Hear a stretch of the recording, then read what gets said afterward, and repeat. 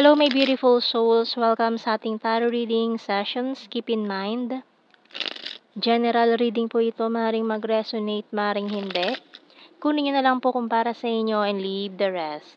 Maaaring mag-shift na energies or magkabaliktadang sitwasyon. Kaya kayo na pong bahala kung saan kayo nakalugar sa reading natin. So, let's see.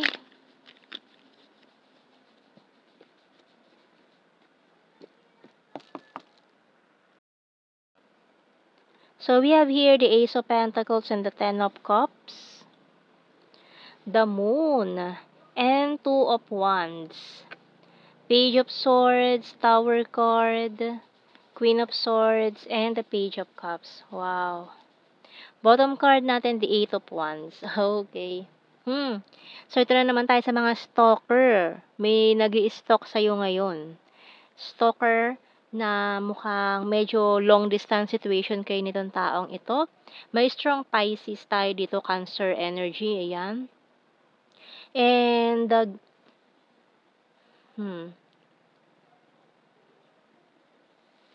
for some of you, parang ano to almost, munti ka na maging kayo pero hindi nangyari, ganyan. Parang nagkaroon kayo ng misunderstanding. So, tingnan natin. Signs and symbol cards natin dito. Kasi with the Tower, parang hindi pa man nasisimulan, gumuho na or sinisimulan pa lang, gumuho na agad. So, we have here lock, newspaper, healing crystals, medication, airplane, closed book. So, maaaring sinarado mo ng kabanatang ito. Ayan, maaaring kasing long distance situation talaga mahirap. Nahirapan kayo sa sitwasyon. Maaaring may sumuko agad, naduwag, or hindi kinaya ang long distance. Kung naging kayo nitong taon to, very mabilisan lang. Kumbaga, 1 linggong pag-ibig, ganyan. Pero hindi naman ganun kabilis.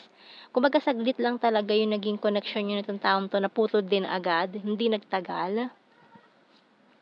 Kasi parang inisip nyo siguro na hindi mag-work out kasi long distance situation. Parang ang hirap panindigan. Hindi niya kayang panindigan. Ayan. So, hindi niya kayang panindigan itong naging ugnayan yung dalawa. So, naduwag siya. Kaya umiwas itong taong to. Pero ngayon, nag-i-stalk siya sa'yo, pinagmamasdan ka niya from afar. Overcoming difficulties by Archangel Jeremiel. The worst is now behind you and you're surmounting any previous challenges. So, ito mga nangyari sa inyong past, naglampasan mo na nagmo-move on ka na in the process of healing ka na. And talagang desidido ka na makalimutan to. Pero kung kailan naman nagiging okay ka na, tsaka bigla naman magpaparamdam ito. Kaya parang relapse, matindi, malala. Relapse, no? Bigla ka nag-relapse sa moving on process. Dahil kung kailan parang nagiging okay ka na, bigla naging sariwa yung nangyari. 'Di ba? So, tingnan natin. May nag-relapse ng malala.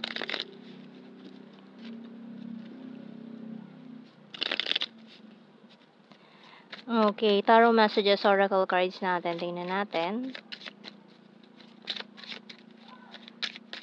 Then, doon ka pa makakakita ng mga message or news about this person na matagal naman ang sinarado yung pintuan mo sa kanya sarado na. Okay, close na. Hindi ka na makakapasok. Pero, ayan. Honesty is the best policy, caught in the middle. So, maaari kasi nagkaroon ng third party situation. I need to achieve my goals. This is not over yet. Yan ang sinasabi niya. This is not over yet. Hindi pa tayo tapos. I have multiple opportunities. You're my wish come true. You're so sexy and can we start again na naman. It's a disaster. Oh, disaster naman talaga. So, kuha tayo ng mga messages pa natin dito. The Hidden Truth, Oracle cards. So, ayaw mo na siyang papasukin pero nagpupumilit pa rin, no? Baka pasukin ka niyang bigla sa bahay. Ayaw mo nang papasukin tapos sa bintana pala dadaan. Kasi sinarado mo yung pinto. Yung pala, biglang sa bintana dadaan. Para lang makapasok siyang muli sa iyong buhay. Hoho. So, tingnan natin. You don't know how hard it was to let you go. I left when I saw you with someone. So, yun na nga, nagkaroon nga ng third party. Kaya umiwas bigla. It's time for me to heal now. Yun ang sinasabi mo. Nakamove on ka na sa kanya. Nakalimutan mo na siya. I wonder if you're happy without me. I know I messed up everything. Can't stop thinking about you. I knew exactly what I was doing and I love you. The timing just wasn't right for us. So, tayo ng initials natin dito. Z-A. Si Zach. Si Zach talaga, no? Ayan. B-R-G.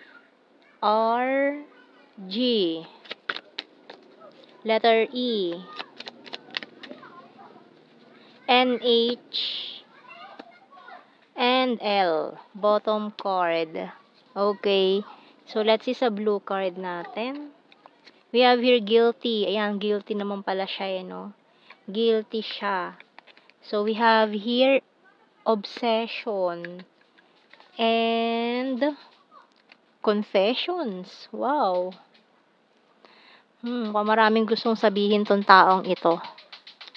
Bakit may uso pa rin yung lato-lato na yan? May naglalato-lato pa rin. Ano ba yan? Akala ko naka-move on na tayo dun sa lato-lato na yan. Yung mga bata pa rin na naglalato-lato. Okay, so let's proceed sa ating general signs and messages.